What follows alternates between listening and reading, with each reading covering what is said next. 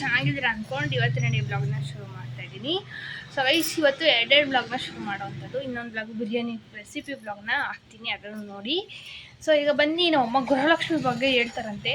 Government channel ಮಾಡ್ತಾರಂತ ನಮ್ದು. ಬನ್ನಿ, ಈಗ ಗೌರ್ಮೆಂಟ್ ಚಾನಲ್ ಮಾಡೋದಲ್ಲ, ಕೆಲವರಿಗೆ ಅದ್ರ ಬಗ್ಗೆ ಗೊತ್ತೇ ಇಲ್ಲ.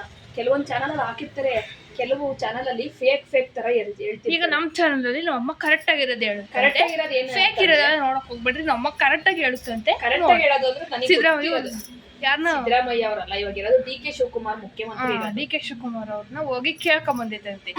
ಅದಕ್ಕೆ ಈಗ ಹೋಗಿ ನಮ್ಮ ಹೇಳುತ್ತಂತೆ, ಕೇಳಿಸ್ಕೊಳ್ಳಿ ಏನಂತ. ಏನ್ ಗೊತ್ತಾ, ಗೃಹಲಕ್ಷ್ಮಿ ತಿಂಗಳೇ ಅಂತ ಅನ್ಕೊಂಡವ್ರೆ. ಏನು ಬಯೋಮೆಟ್ರಿಕ್ ಮಾಡಿಸ್ಬೇಕು ಅಂತ ಹೇಳಿದ್ರು. ನಾನು ಕೆಲವೊಂದು ಚಾನಲ್ ನೋಡಿದೆ, ಬಯೋಮೆಟ್ರಿಕ್ ಮಾಡಿಸ್ಬೇಕು. ಆ ಚಾನಲ್ ಬಯೋಮೆಟ್ರಿಕ್ ಮಾಡೋದು ಯಾವಾಗ ಗೊತ್ತಾ, ಮುಂದಿನ ತಿಂಗಳಿಂದ. ಅದು ಹೇಳಿರೋದು ಮುಂದಿನ ತಿಂಗಳಿಂದ ಬಯೋಮೆಟ್ರಿಕ್ ಮಾಡೋದು. ಮುಂದಿನ ತಿಂಗಳು ಹೋಗಿ ನಾವು ತುಮಕೂರುವನ್ನು ಇವಾಗ ಹೋಗಿ ಎಷ್ಟೊಂದು ಜನ ನನಗೆ ಹೇಳ್ತಾರೆ, ಏನಂತ ಹೇಳ್ತಾರೆ, ಅಕ್ಕ ಗೃಹಲಕ್ಷ್ಮಿಗೆ ಹೋಗಿ ಹೆಬ್ಬೆಟ್ಟಿ ಇಕ್ಬೇಕಂತೆ, ಆಮೇಲೆ ಇನ್ಕಮ್ ಸರ್ಟಿಫಿಕೇಟು, ಕ್ಯಾಸ್ಟ್ ಸರ್ಟಿಫಿಕೇಟ್ ಎಲ್ಲ ತಗೊಂಡೋಗಿ ಇದು ಮಾಡ್ಬೇಕಂತೆ, ಅದು ಸಬ್ಮಿಟ್ ಮಾಡ್ಬೇಕಂತೆ. ಅದೆಲ್ಲ ಏನೂ ಮಾಡಂಗಿಲ್ಲ. ಗೃಹಲಕ್ಷ್ಮಿದು ಹೋಗಿ ಏನು ಗೊತ್ತಾ, ಕೆಲವೊಬ್ರು ಇರ್ತಾರೆ, ಇವಾಗ ಗೃಹಲಕ್ಷ್ಮಿ ನಾವು ದುಡ್ಡು ತಗೊಂತಿದ್ದೀವಿ ಅಂದರೆ ಕೆಲವರು ಇರಲ್ಲ, ಡೆತ್ ಆಗಿರ್ತಾರೆ. ಅಂಥವ್ರದ್ದೆಲ್ಲ ಈಗ ಏನು ಗೊತ್ತಾ, ATM ಇರುತ್ತಲ್ಲ, ಯಾರು ಬೇಕಂದ್ರೂ ಹೋಗಿ ತಗೋಬೋದು. ಹಂಗಾಗಿ ಅದನ್ನ ಕಾನೂನು ಜಾರಿಗೆ ತಂದಿರೋದು ಡಿ ಕೆ ಶಿವಕುಮಾರ್ ಅವರು. ಅದನ್ನ ಸ್ಪಷ್ಟನೆ ಕೊಟ್ಟಿರೋದು ಲಕ್ಷ್ಮಿ ಹೆಬ್ಬಾಳ್ಕರ್ ಅವರು.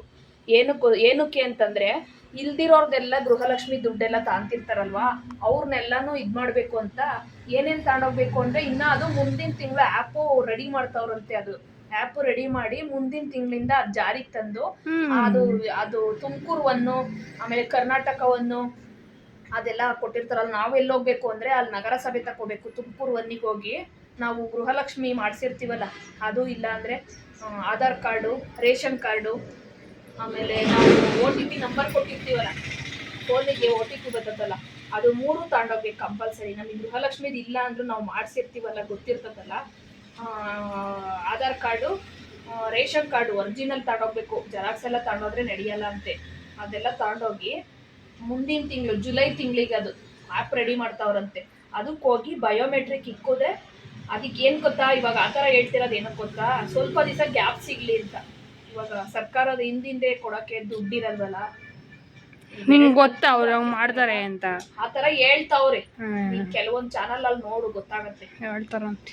ನಿನಗೆ ಹೇಳು, ನೀನ್ ನೋಡೋದ್ರ ಬಗ್ಗೆ ಕೇಳಿಸ್ಕೊಂಡ್ರಲ್ಲ, ನಮ್ಮ ಅಮ್ಮ ಹೋಗಿ ಕೇಳ್ಕೊಂಬಂದಿತ್ತು. ಕೇಳ್ಕೊಂಬಂದಲ್ಲ, ಅದು ಬಯೋಮೆಟ್ರಿಕ್ ಮಾಡ್ಬೇಕು. ನಿಮ್ಮ ಕ್ಯಾಸ್ಟ್, ಇನ್ಕಮ್ ಸರ್ಟಿಫಿಕೇಟ್ ಎಲ್ಲ ಏನು ಬೇಕಾ, ration card, original Aadhaar card, ನಮ್ಮ ಫೋನಿಗೆ ಯಾವ ನಾವು ಆಧಾರ್ ಕಾರ್ಡ್ ಅಲ್ಲಿ ನಂಬರ್ ಕೊಟ್ಟಿರ್ತೀವೋ OTP ಬರುತ್ತೆ. ಅದನ್ನ ತಗೊಂಡು ಹೋದ್ರೆ ಮುಂದಿನ ತಿಂಗಳಿಂದ ಅದು ಆ್ಯಪ್ ಜಾರಿಗೆ ಬರುತ್ತೆ. ಜಾರಿಗೆ ಬಂದಾದ್ಮೇಲೆ ಹೋಗಿ ನಾವು ಬಯೋಮೆಟ್ರಿಕ್ ಮಾಡಿಸಿದ್ರೆ ಕಂಟಿನ್ಯೂಸ್ ಆಗಿ ಗೃಹಲಕ್ಷ್ಮಿ ದುಡ್ಡು ಬರುತ್ತೆ. ಯಾರು ಏನು ತಪ್ಪು ತಿಳ್ಕೊಬೇಡ್ರಿ, ಈ ತಿಂಗಳೇ ಅಲ್ಲ ಹೇಳ್ತಾವ್ರೆ, ಅದು ಮುಂದಿನ ತಿಂಗಳಿಂದ ಜಾರಿಗೆ ಬರೋದು. ಅದು ಆ್ಯಪ್ ಬರಬೇಕು, ಬಂದಾಗೆಲ್ಲ ಹೇಳ್ತಾರೆ. ಅವಾಗ ಹೋಗಿ ಹೋಗಿ ಕೇಳ್ಕೊಂಬಂದು ಹೇಳುತ್ತೆ. ನಿಮಗೆ ಕೇಳ್ಕೊಂಬಂದಲ್ಲ, ನಾನು ಬಂದು ಹೇಳ್ತೀನಿ ಎಲ್ಲಾರು, ಓಕೆನಾ. ಇವತ್ತು 23 ತಾರೀಕು, ಇನ್ನು ಮುಂದಿನ ತಿಂಗಳು ಅಂದ್ರೆ ಇನ್ನ ಇವತ್ತು 8 ದಿವಸ ಕಳಿಬೇಕು.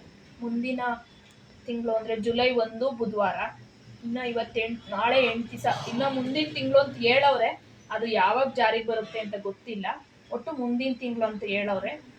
ಅದು ಮುಂದಿನ ತಿಂಗಳಾದ್ಮೇಲೆ ಅದು ಜಾರಿಗೆ ಬಂದಾಗ ನೋಡೋಣ. ನನಗೆ ಗೊತ್ತಾದ್ರೆ ನಾನೇನಾದ್ರೂ ಹೋಗಿ ಹೆಬ್ಬೆಟ್ಟಿಗೆ ಬಂದ್ರೆ, ನಮ್ಮ ತುಮಕೂರು ಒನ್ನಿಗೆ ಹೋಗಿ ಹೆಬ್ಬೆಟ್ಟಿಗೆ ಬಂದು ಅದ್ರ ಬಗ್ಗೆ ತಿಳ್ಕೊಂಡ್ರೆ ನಿಮಗೂ ಎಲ್ಲ ಹೇಳ್ತೀನಿ, ಆಯ್ತಾ.